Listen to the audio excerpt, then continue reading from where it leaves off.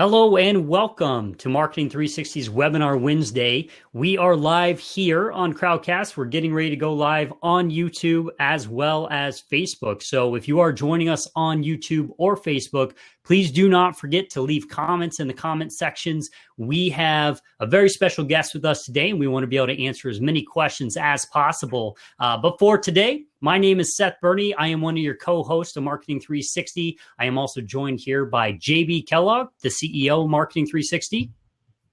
And I also have Luke Garski here from Google. So we're very excited. Today's webinar is going to be Get Leads with Google Local Service Ads. And Luke, we're going to just jump right into this thing, if you don't mind. And we're going to start talking about some of the differences in search and how local tends to be a little bit different from general searches. Can you walk us through that a little bit, Luke? Yeah, happy to, Seth. So I think one of the things we wanted to talk about in today's webinar is how search behavior is a little bit different when it comes to people looking for local services. And it's a trend we've seen for quite some time now. I think if you looked at thinkwithgoogle.com a few years back, we started talking about the rise of this qualifier near me. And this stat specifically is looking at a time span of 2015 to 2016. Over that time span, there was a 34 times increase in searches containing that qualifier. And we really have seen that trend continue. And people are almost to the point where they're used to this kind of hyper-localized, hyper-relevant content that they expect to get from search these days. And the other stat you see on this slide is that about 1/3 of all searches on mobile have some type of location qualifier in it, be that the zip code, the name of a physical city, or that qualifier near me. And I think this really speaks to how search has evolved over the last few years. As smartphones have become cheaper, data has become cheaper, they've really become an extension of how we engage and interact with information. I think the statistic that we highlighted a while ago is that most people use their phone, even just those quick moments, about 150 times a day, which is quite a lot. I don't think there's anything else that I personally do more than 150 times a day. And I actually put myself to the test on this one. There's an app you can download. There's a series of apps, but one of the ones that I use is called Checky, and it's a phone habit tracker. So it actually tracks how many times you open up your phone and take a look at it. And let's just say my number was a little bit higher than 150. But the point being, I think, is that because of the fact that mobile devices are so ingrained in our life, we really have seen them change how users engage with Google.com and just information in general. And that's really where we see this local trend. People expect these results to be very relevant to the need they have in that moment. And these engagements have really changed. So whereas in the past, you might have sat down in a desktop and done some research for a period of time and compared some service providers, for example, nowadays it's about those micro moments where things happen very quickly, you're inspired. Maybe you're, on your morning commute, you're sitting on the subway, you're waiting at the doctor's office. It's just these very brief passing moments where people are seeking information. Maybe it's something on their to-do list that they've been putting off for a while, but it's becoming increasingly more important to realize that consumers have changed. And if you actually flip to the next slide, I think what's really interesting when you think through some of this is that although we do know that people are turning to search as kind of the main tool to connect with providers. So you see here, 3 in 4 smartphone users, really use search as that jumping off point to address immediate needs. The really interesting piece is that it seems that they're less and less loyal to one individual provider or brand or company. So 51% of smartphone users actually have said that they ended up, they came into a buying process with the intention of getting something from one provider or one company. And more than half of them actually changed their mind and ended up buying from someone else just because the information they got in that micro moment was useful and relevant to them. And that's really interesting when it comes to thinking about how we need to cater to today's consumers, because you're seeing them, they have less and less time when they're trying to look for information. So you really have to make sure you're there in front of them. And they're less and less loyal, right? They're willing to go with whoever is the best perceived provider in their mind. And that's a really interesting trend in search these days. Yeah, absolutely. I think, the interesting thing that we get with small business owners a lot when they're saying, what do I need to do with my web presence and, X, Y, and Z? A lot of times it comes back to, they say, well, we have a loyal following, we have loyal customers. And what you're actually seeing at Google is that although you may have loyal consumers and they may have the best intention of utilizing your service, if they just do what they do and people are doing in general and searching on their phone and they find another provider that gives them relevant information, you're literally saying with this statistic is people have a tendency to flip to the content or to the provider who provided that content to them. So that's extremely interesting. Absolutely. Yeah. So a couple things here in talking about now, how do we get in front and how do we make our provider stand out? You kind of created a quick slide here. You need to be there. You need to be relevant. And you need to be useful. Can you dive into that a little bit deeper there? Yeah, certainly. And I think this will kind of flow through multiple elements of what we'll get into later. But these are kind of the keys to success we outline when it comes to really capturing people in those micro moments, in those instances where they're looking to connect with someone or something or understand something better. These are the few main keys to making sure that you're as present as you can be in those situations. And being there really is quite simple, right? It's about making sure that you have a presence online and making sure you understand what your target audience looks like and what they might be looking for. It's really it's that simple, and that has multiple different implications. Be that making sure that your listings are properly maintained and current. Thinking about what your paid presence looks like, your organic presence. There's lots of different factors to it, but the first step really is just getting online, getting in front of the right people. And then being relevant and being useful, I think, are somewhat related to each other. But being relevant, obviously, you want to make sure you're connecting with the right people. If you're a plumber that only does a specific subset of jobs, you want to make sure you're getting in front of the right people, not just everyone looking for a general plumber. If you have a certain specialization, for example, and being useful is about how actionable is the information that you're providing to those people that are searching for you. Especially I think of the example of a locksmith. If you're locked out of your house, you're in a pretty sticky situation. And obviously you want to get in touch with someone as quickly as possible to get you back inside. Yeah. And that's a situation where a lot of things like brand loyalty, might go out the window because you're really thinking about, okay, I need to get this fixed quickly. Who's the first person I can call? And, if you turn to search and someone's there at the very top of the page, it's going to be very easy to make that decision in kind of that time of crisis, if you will. Yeah.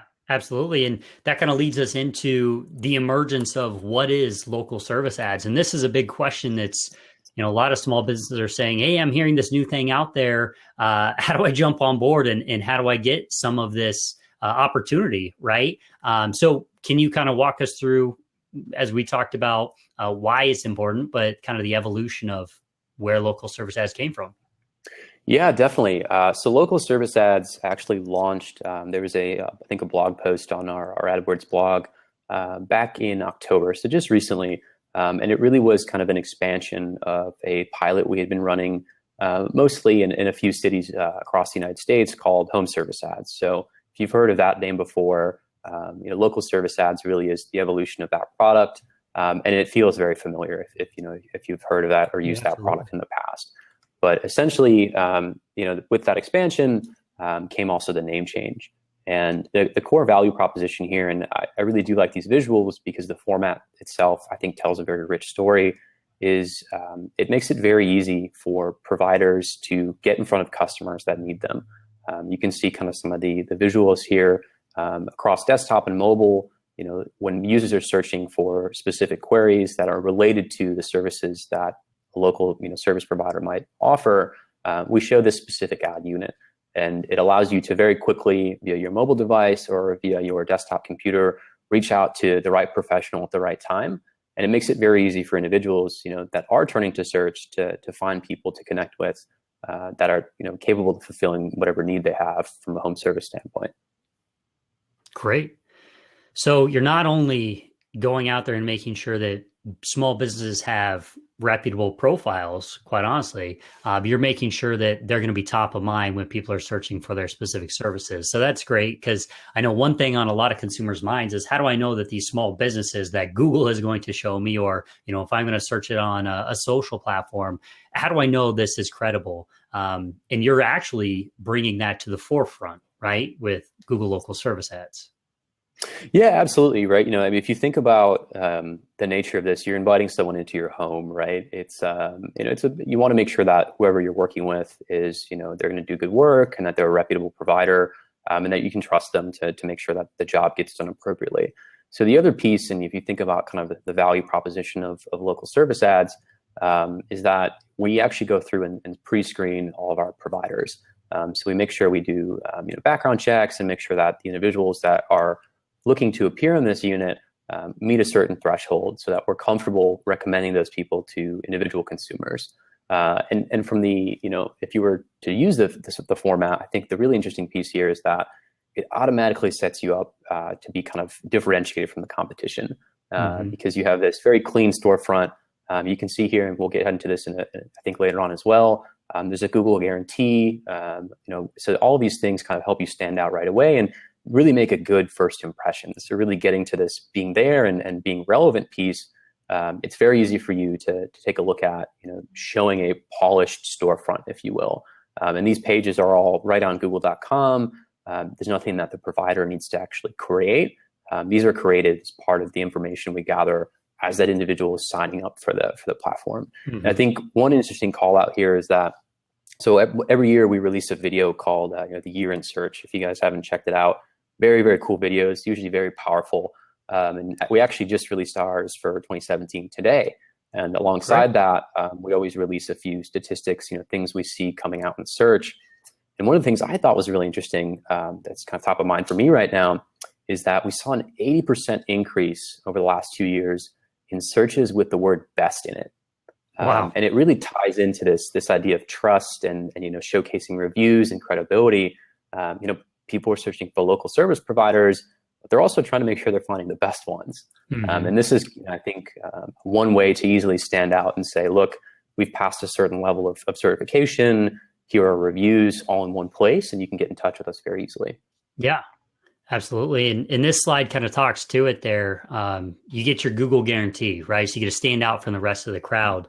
That's something that is going to be extremely important when consumers are going through and they're looking for these service providers, as you just mentioned. People are going to be coming into their homes. You want to make sure they're reputable and they are who they say they are. Knowing that Google has taken them through that qualification process, which not everybody gets accepted. I think that's important to know. There's a lot of steps you need to go through, but getting that Google guarantee is going to be peace of mind for that consumer. So that's awesome. And right here, this is just kind of a quick breakdown here that we've put together for professionals as well as the customers. So I'm gonna walk through this real quick, and please, Luke, jump in, or JB, jump in if there's anything you guys want to add. But a couple wins from the professional side: you're going to get highly qualified and cost-effective lead generation, and these are going to be specific to your location, as well as the services that you have designated to Google that you want to supply for. You're also going to be able to get that trust badge, which is going to be a signal of credibility for your company, which is reputable in your local area. And you're going to have a free and polished storefront to convert all of this traffic and all of these leads, and an easy app and web interface to actually maintain those leads going through. On the customer side now, this is that peace of mind for them, is they're going to get highly relevant instant results. So the minute that they're searching for something, that they have a problem, they have a pain point, they need something answered for them right then and there, you're going to be relevant right there for them. The ease of the finding it and hiring a professional in that one place, which would technically be their phone, right? It's up in front of them. They're searching right there. They're going to be able to get it right away. And also just make sure that you're going to be able to have this background checked local business that you're going to feel good about coming into your home. So that's just a couple points right there that we've outlined for this. We definitely have a lot more information that we're going to quickly go through. Just a side note again, we are live on YouTube and Facebook. We want to answer your questions. I know Luke is excited to try and answer as many questions as possible. So please feel free, leave your comments, leave your name down below. Also, we have a special promotion here towards the end we're going to talk about. So it's going to be really important that you leave some of those comments down in the comment section as we continue along. So going into kind of how local service and Powered by Google actually works. A couple different ways that people are going to find their providers, whether it's desktop, mobile. And right now, those are in select markets, if that's correct, Luke. Yes, it is. Perfect. And then on the Google Assistant side, that's actually national. For this conversation, we're definitely going to kind of stick to the desktop and the mobile markets for now, but we can definitely talk about that a national opportunity as well. So this is a couple different ways that your brand, your profile is going to show on consumers' browsers. So Luke, can you kind of walk us through the differences here in desktop, mobile, and through the assistant? Yeah, sure thing. And I would also encourage everyone to actually go and, after this, do a few searches and kind of play around with the format. I personally think it's very intuitive, very easy to use. But essentially, leaving out the assistant piece for now, you have two main ways that a consumer might interact with your business. On the desktop unit, if you conduct a search, you'll kind of be taken to this drop-down menu where you can take a look at a series of providers, and providers that are advertising on local service ads will kind of be seen more prominently in that area, and also have this kind of Google badge guarantee. And those are the people we've gone through and made sure that we've background checked and that are kind of actively engaged with the program here. And I think we'll get into it later as well. But on desktop, obviously, you can't call anyone via your desktop computer, but there is an option to message up to 3 providers at one time. So you can read a few reviews, take a look at what their specialties are, whether or not it lines up with the work you're trying to get done, and then actually go ahead and message up to 3 people at a time with a brief description of what you're hoping to accomplish, and then also obviously contact details to get in touch with you. So very easy to do, very effective. On mobile devices, the obviously the space is a little bit more compacted, and the preference really is to call. So if you have an immediate need, this is typically where most people turn. You actually have the opportunity to go through and call a service provider directly. And the searches that trigger these types of units are typically related to either some type of job or some type of profession with some type of local qualifier. So if you search plumber San Francisco, for example, you'll more than likely see one of these odd units. The assistant piece is, I think, a little bit more interesting because you can engage with the assistant in pretty creative ways. And you can, for example, say, hey, Google, my drain is clogged. And we'll actually go through and try to find a service provider pulling from this same source that meets whatever kind of issue you're facing at that point in time. Absolutely. I was actually on LinkedIn today and I was watching a quick video. Gary Vee, if anybody follows him, was actually purchasing and showing how easy it was to purchase a bar of Dove soap right there, utilizing one of these assistants. So it's just, times are changing. And if you're not staying on board with how people are going to be consuming and getting the information that they need, you're going to be behind on time. So I think that this is extremely relevant. And I think that assistant is definitely going to be important here in the near future.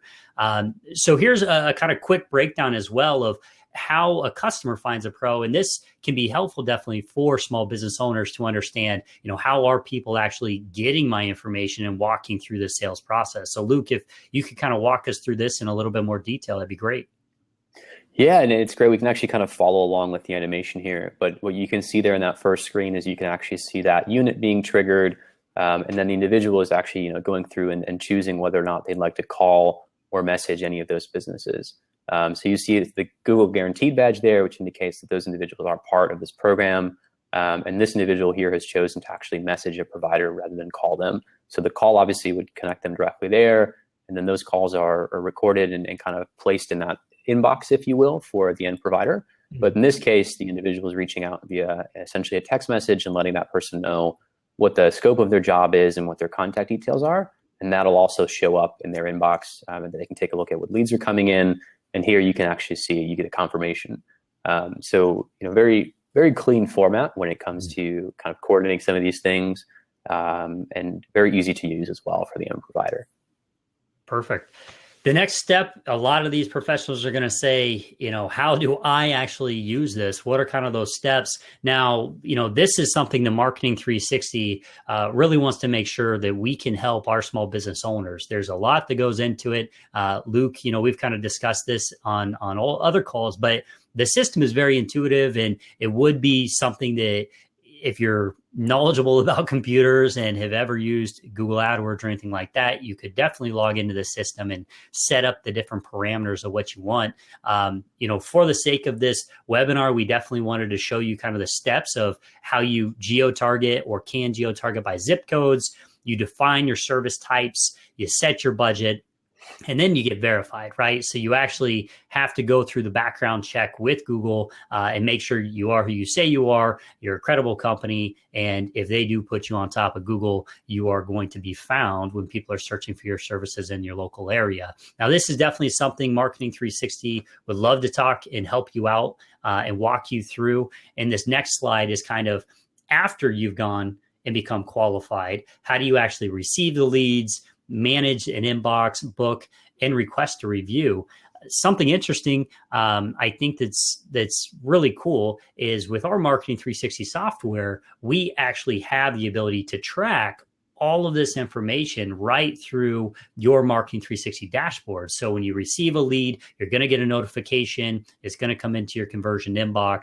The client is still going to be able to book the appointment, but at least from a conversion metric and from an analytics metric, we want you to know the Marketing 360 is already at the top of this game. We love our partnership with Google, and this is one that we're definitely diving full speed into. So if you have any questions on how to set up a local service ads campaign, or just want some help seeing if it's something you can do in your local area, please reach out to us. We'd love to walk you through that.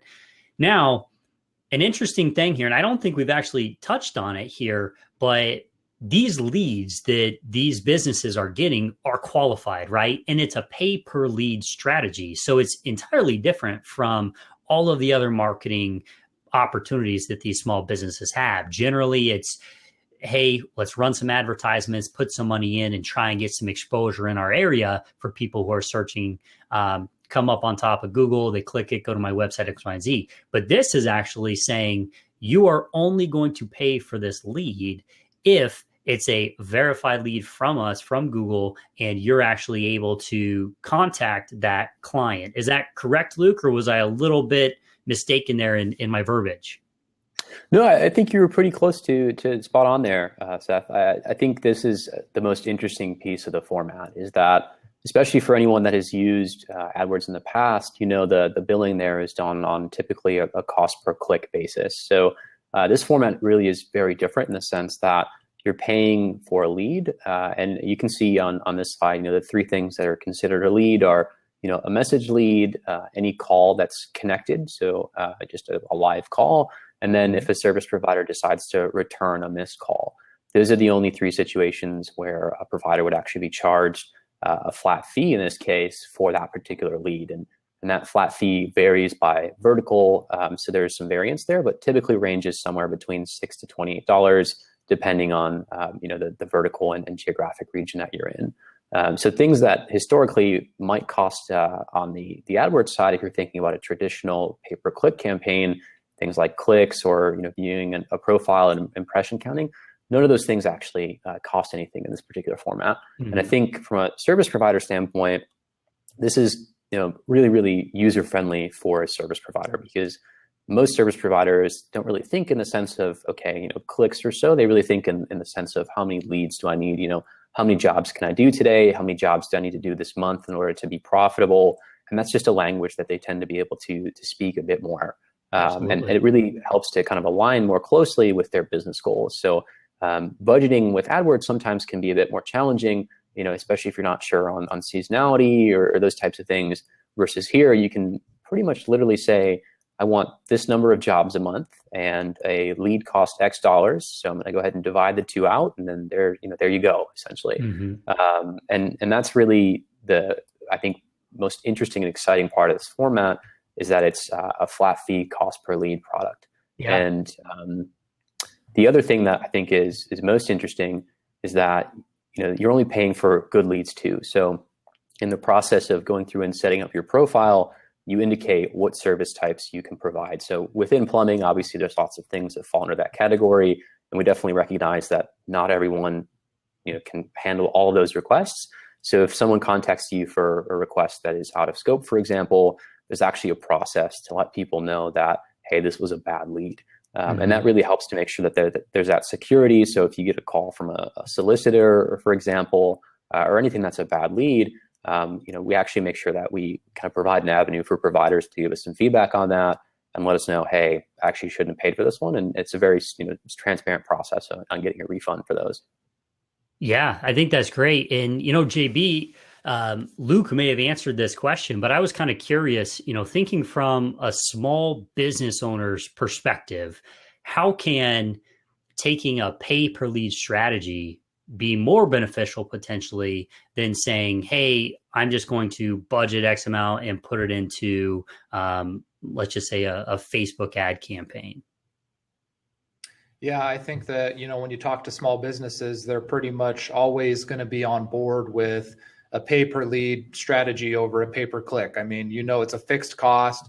And if you know what your opening ratio typically is, whether you close 20% of your leads or 50% of your leads, you're going to know exactly what that cost per account is going to be. Whereas with the cost per click, it's a little more of a moving target, right? You might have a high conversion rate one day, lowering your cost per conversion, and then maybe it kind of changes around the next day. So it's definitely kind of a moving target.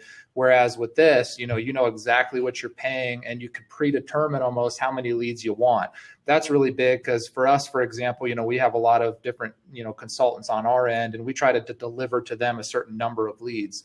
It's nice when you have your marketing dialed in, and a cost per lead system allows you to do that too, to where you know exactly what your budget needs to be to get the amount of leads that you need to provide your salespeople with the amount that they need to stay busy, close as many deals as they can, and be as efficient as possible. So from a business standpoint, it makes it, much easier of a process for you, where at the beginning of the month, you can say, hey, I'm willing to invest this much in, it's a $10 cost per lead. Let's say I'm willing to invest $1,000. Now, you're going to get 100 leads. You know what I mean? That's nice to know. Whereas with the cost per click, you don't know that as much. And when you look at the screenshots here, I think, Luke's almost underplaying. This is unbelievable, guys, what Google's done here to where you are at the top of the page. I mean, if you look at those screenshots, the old text ads are actually below the local service ads. The local service ads are on top, most dominant of all.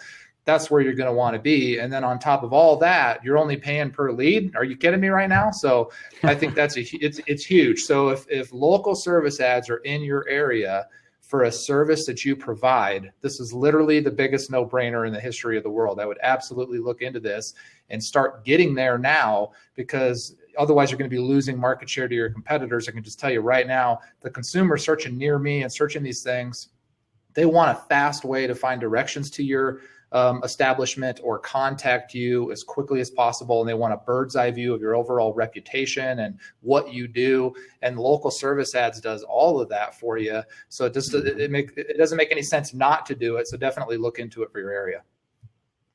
Absolutely. Thank you very much for that. And jumping into the next slide, a lot of small business owners are going to say, well, I put this amount of money into it. How do I know I'm going to get out what I put in, right? And I love how it just says what Google gave us. Google local service, it's fair. Luke, can you just give us a little bit more information about what do you mean about it's fair? Yeah, sure thing. I mean, I think I had mentioned a few of these points, but I think the key takeaway here really is that you're only charged per lead. And if there's a lead that comes through that's not relevant to your business, or it's just, a pure solicitation call, things that you really shouldn't be paying for, we have some processes in place to make sure that that doesn't happen. But two, if it does, you can immediately kind of dispute that charge. And our team is very receptive to those requests, making sure that we're improving the quality of the product and also really providing good service to the professionals that we have using it.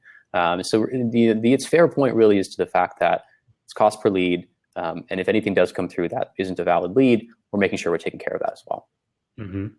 Well, that's great to know. I think that a lot of small business owners are going to feel much better knowing I'm going to put X amount of dollars into this campaign and I'm going to get X out, right? Depending again on your location, the services you provide, and the costs associated to that. So next slide here, we have the actual coverage map, right? So this isn't across the US. Well, I guess technically it is, right? But we jump and skip a lot of places. So there's a couple major markets here, and this slide and also the next slide. So if you have the presentation deck, or click the link there in the comments, we have the presentation deck. you can look to see if you are in the location there.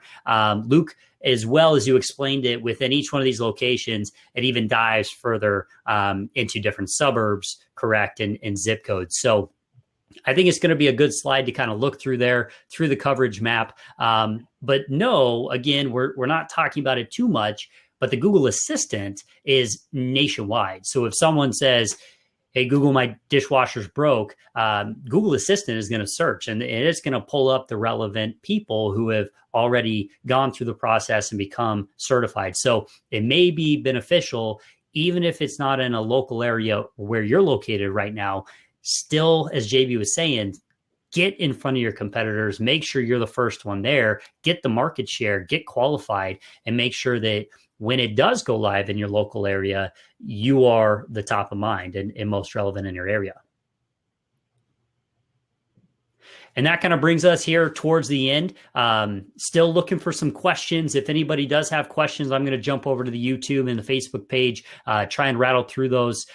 We are running a promotion here with Marketing 360. So if you do sign up for Google Local Service Ads through Marketing 360, we are actually going to give you a free Google Home. So you're going to be able to test out that assistant, even ask in your local area for different questions, as Luke was saying, kind of see how individual consumers move through it and how intuitive it is. So I think that that's an awesome promotion.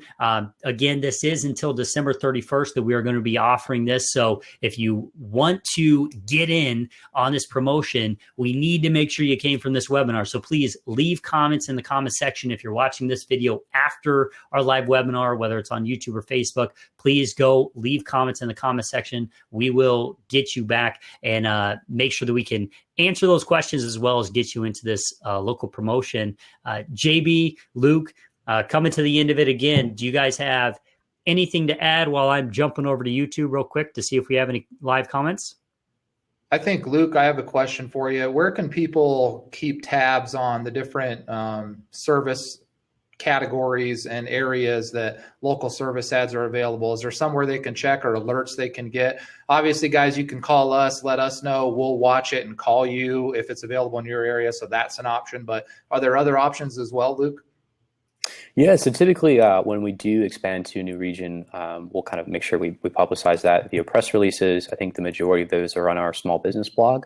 And then obviously also checking the local services webpage that should have any relevant information about upcoming launches. Awesome. And what are you planning on Google's end in terms of rolling this out kind of nationwide, opening up more categories? Do you guys have a pretty aggressive plan for that in 2018? Yeah, so I'm not as sure on the 2018 roadmap, but if you take a look at kind of how the product has evolved so far. Obviously, we started in just a small market in San Francisco and then expanded to 17 and now 30 cities. So it obviously has grown quite a bit. And personally, I'd love to see that continue. Awesome. Yeah, guys, like I said earlier, this is huge. I mean, we have real case studies with our existing client base that are pretty exciting. There's different verticals like garage door service providers and whatnot that we're seeing a cost per conversion, cost per lead, $50 and higher doing Google AdWords campaigns and click campaigns. And with the local service ads, that's dropped that down to $10, $15 a lead, and the quality's there. So I think this is huge. So definitely, if you have questions or you're not quite sure if it's in your area or for your business category, give us a call. We'd be happy to help you out, and then watch it for you. So when it is available, we can give you a call and get you going. Well, thank you for your time today. Thank you for watching us live on YouTube and Facebook. We're always excited to have you. Please join in for next webinar Wednesday, as we are going to continue on these series as we go along. A lot of great information here. Please, again, leave some comments in the comment sections. Tell us about some topics or maybe events coming up that you would love to learn about. We'd love to create some custom content for you guys. But again, thank you very much for signing in today. We're going to sign off, and we'll see you next Wednesday. Appreciate it, guys. Thank you.